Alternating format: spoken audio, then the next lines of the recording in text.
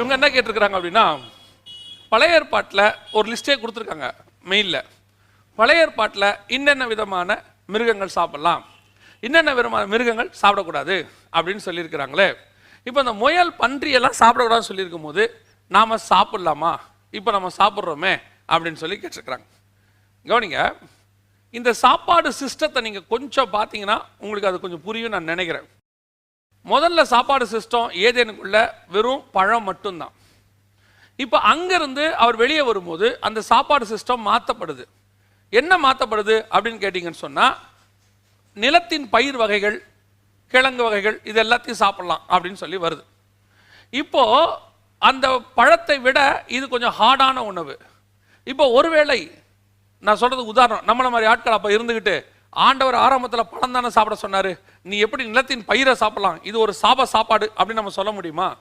இப்போ அதை சாப்பிட சொல்லியிருக்கிறது ஆண்டவர். அதே மாதிரி அந்த நிலத்தின் பயிர் வகை காலம் முடிஞ்சு, நோவா காலம் முடிஞ்சு, அந்த ஜலப்பிரளயத்துக்கு அப்புறம் 9ஆம் அதிகாரத்தில் கர்த்தர் சொல்ற வார்த்தை என்ன ஆதியாகமத்தில் பார்த்தீங்கன்னா, நீங்கள் இனி மாம்சத்தை புசிக்கலாம், நான் வெஜிடேரியன் அப்பதான் உள்ள வருது. ஏறக்குறைய 1700 வருஷம் கழிச்சு தான் ஆதாம் காலத்திலிருந்து நான் வெஜிடேரியன் உள்ளே வருது. அது வரைக்கும் வெஜ்ஜு தான். இப்போ நீங்கள் ரத்தத்தோடு புசிக்காதீங்க, நல்லா க்ளீன் பண்ணிட்டு நல்ல ஏன் இப்போ அந்த சாப்பாடு மாற்றப்படுது உடனே? அப்போ நோவா காலத்தில் இருக்கிற வீட்டில் இருக்கிறவங்க 8 பேரில் ஒரு 2 பேர், எப்படி நீங்கள் மட்டன் சாப்பிட்றீங்க, நம்ம இது வரைக்கும் வெஜிடேரியனாக இருந்தோமே, நீங்கள்லாம் அசுத்தமாக இருக்கீங்க, இதெல்லாம் சாப்பிடக்கூடாது அப்படின்னு சொன்னால், இப்போ கர்த்தர் தானே சாப்பிட சொல்லியிருக்காரு, அதை ஏன் சாப்பிட சொன்னாருங்கிறதுக்கு ஒரு விஷயம் இருக்குது. ஏதேனுக்குள்ள இருக்கும்போது அவனுடைய சாப்பாடு ஃப்ரூட் போதும். இப்போ பாவத்தின் சரீரம் வந்துருச்சு, அவன் வெளியே வந்துட்டான். இப்போ அவனுக்கு அந்த வேர்வெல்லாம் வரும், அதிகமாக அவனுடைய கலோரிஸ் எரியும். இப்போ அவனுக்கு இன்னும் பலன் தேவை, கொஞ்சம் ஹார்டான உணவு தேவைப்படுது. ஸோ அவனுக்கு என்ன சொல்றாரு, நிலத்தின் பயிர் வகையில சாப்பிடு, கொஞ்சம் ஸ்ட்ரென்த்தா சாப்பிடு அப்படிங்கிறார். இப்போ அதையும் தாண்டி இப்போ நோவா காலத்தில் நம்முடைய வாட்டர் கெனப்பிங்கிற ஒரு லேயர் போயிருச்சு. அப்போ சூரியனிலிருந்து வரக்கூடிய அல்ட்ரா வயலட் ரேஸ் நேரடியாக பூமிக்கு வரக்கூடியதான ஒரு தன்மை வந்துருச்சு. அதனால இனிமேட்டு நீ சாப்பிடும் போது இன்னும் உனக்கு ஸ்ட்ரென்த் தேவை. ஏன்னா இப்போ சூடு அதிகமாக போகுது, குளோபல் வார்மிங் அப்பயே இன்க்ரீஸ் ஆயிருச்சு. இப்போ சொல்றாரு கொஞ்சம் நீ நான் வெஜிடேரியன் எடுத்துக்கோ, ஏன்னா இன்னும் கொஞ்சம் பலன் தேவை, அதில் இருக்கிறதான விட்டமின்ஸ் எல்லாம் உனக்கு தேவைப்படுது, அதை எடுத்துக்கோ அப்படின்னு சொல்றாரு. இப்போ அந்த காலத்தில் இருக்கிறவங்க இல்லையே, நம்ம பேழைக்கு வரத்துக்கு முன்னாடி வரைக்கும் வெஜ்ஜு தானே சாப்பிட்டுக்கிட்டு இருந்தோம், வெறும் நம்ம பருப்பு காய்கறி கீரை வகை தானே இருந்தோம். அப்படி இருக்கும்போது இப்போ நீங்க மட்டன் சாப்பிடலான்னு சொல்றீங்களே, கர்த்தர் இது வெறுக்கிறார். இல்லை, நோவா கிட்ட பிரமாணத்தை மாத்திட்டார், சாப்பிட சொல்லிட்டார். இப்போ அதுக்கப்புறம் இஸ்ரவேலர்கள் காலம் வருது, நியாயப்பிரமாணம். அவர்களுக்கு வரும்போது இஸ்ரவேலர்களுக்கு நல்லா கவனிங்க, இஸ்ரவேலர்களுக்கு கொடுக்கப்பட்டது என்னன்னா, இந்தந்த உணவு சாப்பிடுங்க, இந்தந்த உணவு சாப்பிடாதீங்க. அவங்களுடைய சீதோஷ நிலைக்கு, அவங்க காலகட்டத்துக்கு, அந்த மிருகத்தில் இருக்கக்கூடியதான நன்மை தீமை எல்லாத்தையும் பார்த்து ஆண்டவர் அவங்களுக்கு ஒரு பெரிய லிஸ்டே போட்டு கொடுக்குறாரு லேவியராகமத்தில். இப்போ இஸ்ரவேலர்கள் அதை சாப்பிட்டுக்கிட்டு இருக்கிறாங்க, அவங்க கரெக்டாக ஃபாலோ பண்ணிக்கிட்டு இருக்கிறாங்க, ஃபாலோ பண்ணாதவங்களும் இருந்தாங்க அன்னைக்கு. அதற்கு பிறகு ஆண்டவர் புதிய ஏற்பாட்டு காலத்துக்கு வர்றாரு. இப்போ சபையின் காலம் வரும்போது சுவிசேஷம் உலகம் முழுக்க போகுது. உலகம் முழுக்க போகும்போது இப்போ ஆண்டவர் சொல்றாரு, நீங்கள் சகலவற்றையும் அடித்து பூசிங்க, எல்லாத்தையும் சோத்திரத்தோட நீ எதை வேணாலும் சாப்பிடு. ஏன் அப்படின்னு சொன்னா, சுவிசேஷம் உலகம் முழுக்க போகும்போது ஒவ்வொரு நாட்டில் ஒவ்வொரு உணவு பழக்க வழக்கத்துக்கு அவன் மாறிட்டான். இப்போ ஆண்டவர் என்ன செய்ய விரும்புறாரு, எல்லாரையும் ஒரு உணவு பழக்க வழக்கத்துக்குள்ள கொண்டு வரல, அவன் சாப்பிட்ற உணவை ஆசீர்வச்சு கொடுக்குறாரு. அதுலேயும் அவர் என்ன தெளிவாக வசனம் சொல்லுது, ஒருத்தர் மாம்சம் சாப்பிட்றானா அவன் எதில் நீ சாப்பிட்றியா ஒரு தப்பும் இல்லை, ஆனால் ஒருத்தர் சாப்பிடாம இருக்கானா அவனுக்கு இடர்ல உண்டாக்குமா, நீ சாப்பிடாதேங்கிறார் பவுல். மனசாட்சி தான் நமக்கு ரொம்ப முக்கியம். அந்த இடத்துல உட்காந்து பார்க்கணும், இது சரியா இது தப்பா, இங்கே சாப்பிடலாமா அது சாப்பிடக்கூடாதா. இப்போ நீங்கள் எல்லாம் கவனிச்சுக்கொள்ளுங்க, நம்மளை பொறுத்த வரைக்கும் போர்க் பன்னிக்கறி சாப்பிட மாட்டோம். ஏன் சாப்பிட மாட்டோம் அப்படின்னா, அது உள்ள என்ன செஞ்சிச்சு, பிசாசு இருந்துச்சு. பிசாசு அந்த பன்னிக்குள்ளே போனோன்னா பன்னி போய் செத்துருச்சு அப்படின்னு சொல்லிட்டு பன்னிக்கறி நம்ம சாப்பிட்றதில்ல. பன்னிக்குள்ள அந்த பிசாசு சில நிமிஷம் தான் இருந்துச்சு, அதுக்கு நம்ம பன்னியை தொடர்றதில்லை அப்படின்னு சொன்னீங்கன்னா, ஒரு அம்மாவுக்குள்ள பிசாசு 18 வருஷமா இருந்துச்சு. இப்போ சகோதரிகளே சபைக்குள்ள வரக்கூடாதுன்னு சொல்லிடலாமா? பிசாசு இருந்ததுனால பன்னி வேணாமா? பன்னிக்கறியை யூதர்களுக்கு சாப்பிட வேணாம்னு சொல்லியிருக்கிறாரு. காரணம் அதில் இருக்கக்கூடியதான டேப்வாமுடைய பிரச்சனைகள் கொஞ்சம் இருக்குது, அது பாடிக்கு கெடுது, அதோடைய கொலஸ்ட்ரால் ஹை கொலஸ்ட்ரால் இந்த மாதிரி விஷயங்கள் இருக்கு. ஆனால் புதிய ஏற்பாட்டில் வரும்போது அதை ஆண்டவர் ஆசீர்வதிச்சு கொடுக்குறார், ஸ்தோத்திரத்தோட எல்லாத்தையும் சாப்பிடு அப்படின்னு சொல்லிட்டார். ஏன் அப்படின்னு நான் சொல்றேன்னா, சுவிசேஷம் எல்லா நாட்டுக்கும் போயிருச்சு. இப்போ நீங்க சைனாவுக்கு போயிட்டீங்கன்னா அவங்க யூஸ் பண்றதே போர்க்காயில் தான் யூஸ் பண்றாங்க, அவங்களோட சமையலுக்கே போர்க்காயில் யூஸ் பண்ணுவாங்க. ஜெர்மனி மக்களுடைய நேஷனல் ஃபுட்டுன்னே நீங்கள் சொல்லலாம். எதுன்னு கேட்டால் போர்க்கு. அவங்க போர்க்கு இல்லாமல் சாப்பிடவே மாட்டாங்க. இப்போ நம்ம என்ன செய்ய முடியும்? இப்போ நம்ம இந்தியாவிலே எடுத்துக்கொள்ளுங்க. நாகாலாந்து சைட்லலாம் நீங்கள் போயிட்டீங்கன்னு சொன்னால் அவங்க நாய் சாப்பிட்றவங்க இருக்கிறாங்க. பிலிப்பைன்ஸில் நாய்க்கறி சாப்பிட்றவங்க இருக்கிறாங்க. இப்போ நீங்கள் அவனுடைய உணவு பழக்கத்தை மாற்றுவீங்களா? இப்போ அவங்ககிட்ட போயிட்டு இல்லை நீங்கள் சாப்பிடக்கூடாதுன்னா அவன் காலமாக 100 வருஷமா 200 வருஷமா 300 வருஷமா சாப்பிட்டுட்டு இருக்கிறான். பைபிள் சொல்லுது சோத்திரத்தோட எல்லா மிஷினரிகள் போகிறாங்க. இங்கேருந்து போயிட்டு அவங்க காட்டில் மிஷினரிகளாக போகும்போது ஆமை சாப்பிட்றவங்க இருக்காங்க, உடும்பு சாப்பிட்றவங்க இருக்காங்க. அவங்களுக்கு என்னங்க கிடைக்குதோ அதை அந்த மக்களோட உட்காந்து அவங்களும் சாப்பிட்றாங்க. சோத்திரத்தோட எதை வேணாலும் புசிக்கலாம், அடுத்தவனுக்கு இடரல் உண்டாக்காம. இப்போ நீங்கள் ஒருத்தன் போருக்கு சாப்பிட்றது பாவம், நான் சாப்பிட மாட்டேன் அப்படின்னு ஒருத்தன் ரட்சிக்கப்பட்ட ஆண்டவருக்குள்ள வரவன் இருக்கிறாரு.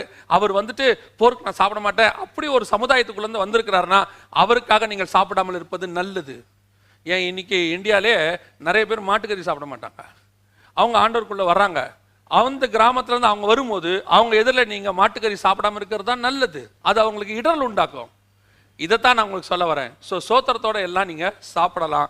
புதிய ஏற்பாட்டில் அந்த பிரமாணம் இல்லை. ஆனால் அடுத்தவர்களுக்கு இடரல் உண்டாக்காம, அடுத்தவனுக்கு மனசு கஷ்டப்படுத்தாம, அவனுக்கு பிடிக்காதுன்னா உடனே அதைத்தான் செய்யறது. அவனுக்கு நான்வெஜிடேரியன் பிடிக்காதுன்னா அவன் எதிரில் உட்காந்து சாப்பிட்றது இல்லை. அவனுக்கு பிடிக்காதா பரவாயில்ல, விட்டுருங்க. விட்டுட்டு நமக்கு டைம் கிடைக்கும் போது நமக்கு சாப்பிட்டுக்க வேண்டியது.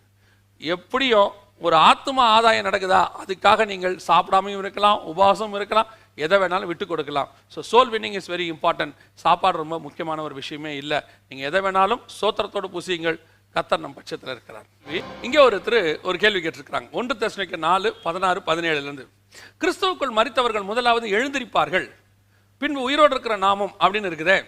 அப்போ அந்த மரித்தவங்க உயிரோடு எழுந்திருப்பாங்களா? நீங்கள் என்ன சொன்னீங்கன்னா இந்த சரீரம் பரலோகத்துக்கு போகாதுன்னு சொல்கிறீங்க, ஆனால் இங்கே எழுந்திருப்பாங்கன்னு இருக்குதே அப்படின்னு சொல்லி கேட்டிருக்கிறாங்க.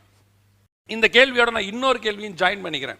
எந்த கேள்வி ஜாயின் பண்ணிக்கிறேன்னா, நம்ம சமீபத்தில் இந்த ஆல் சோல்ஸ் டே பற்றி சில விஷயங்கள் சொல்லியிருந்தோம். அதுக்கு நிறைய பேர் சரின்னு சொல்லி மெயில் அனுப்பிச்சிருந்தாங்க. ஒரு சிலர் அதுக்கு அவங்களுக்கு கருத்து வேறுபாடு இருந்தது. அந்த கருத்து வேறுபாடை சொல்லியிருந்தாங்க.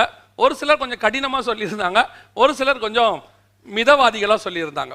அதில் ஒருத்தர் எனக்கு விதமாக சொல்லியிருந்தார், இந்த வசனத்தை யூஸ் பண்ணி அப்போ எல்லாரும் எழுந்திருக்கிறாங்களே, அதுக்காக தானே போய் நம்ம அந்த ஆல் சோல்ஸ் டேல அவங்களுக்கு இந்த மரியாதைகள் செய்கிறோம், அந்த சரீரம் ஒரு நாள் எழுந்திருக்குமே.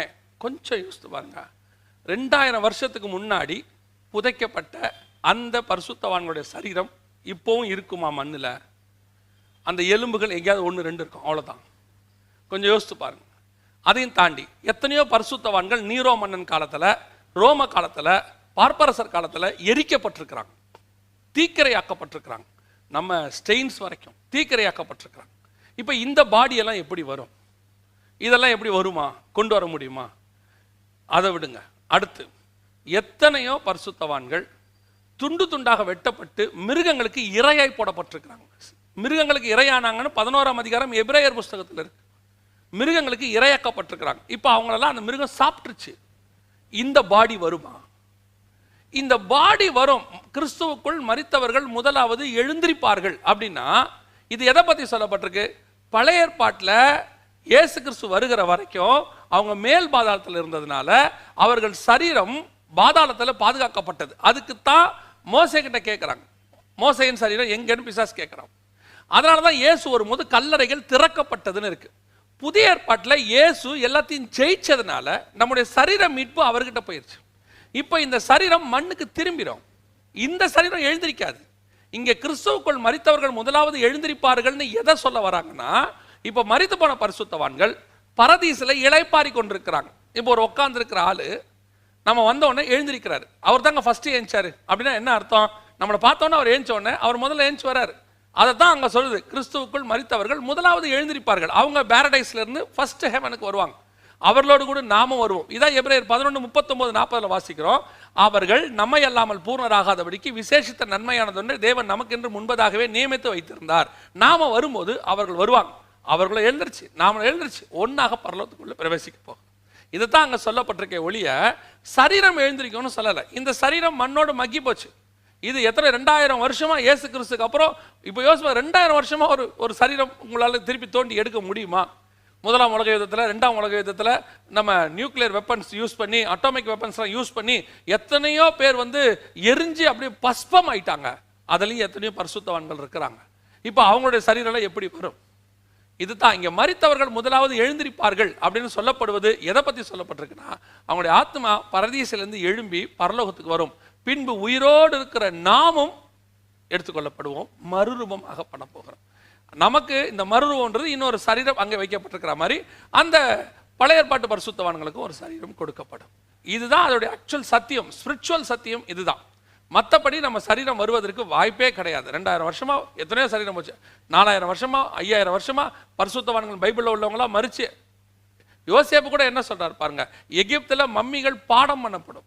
அப்போ கூட யோசேப்பு சொல்றாரு, என் எலும்புகளை எடுத்துட்டு போங்கன்னு சொல்றாரு. ஸோ அதனால இந்த சரீரம் நமக்கு எழுந்திருக்காது, இது மண்ணோடு மண்ணா போயிடும். நம்முடைய ஆவி தேவன் தந்த தீபம் அது அவர்கிட்ட போயிடும். இந்த ஆத்மா பரலோகத்துக்குள்ள ஒரு மகிமையின் சரீரத்தை அது